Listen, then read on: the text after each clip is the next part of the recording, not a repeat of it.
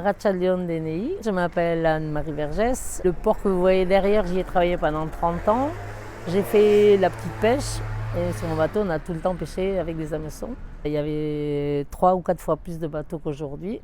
Je mettrai en avant notre président du comité régional ou interdépartemental qui ici prétend défendre les intérêts de la petite pêche, mais on sait très bien que lorsqu'il est sur Paris, il défend surtout les intérêts de la grande pêche. Il n'y a qu'à voir derrière nous les bateaux qui sont en train de disparaître. Egunon, Igoruk Mayos, membre de la liste Donibanen BC, vivra à Saint-Jean-de-Luz.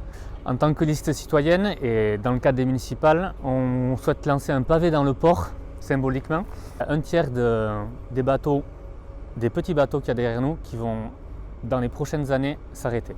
La SPL, la société publique locale qui gère le port, ouvre actuellement depuis 2025 le port de pêche à la plaisance. En clair, c'est la fin de la carte postale du port de pêche avec uniquement des bateaux de pêche. Ce qu'on imagine et ce qu'on souhaite mettre sur la table, c'est de sanctuariser plusieurs des 4 pontons pour la pêche.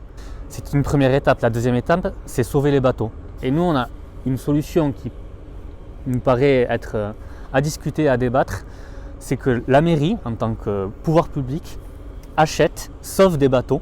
C'est la petite pêche qui est rentable d'un point de vue économique, mais aussi environnemental, qui est durable.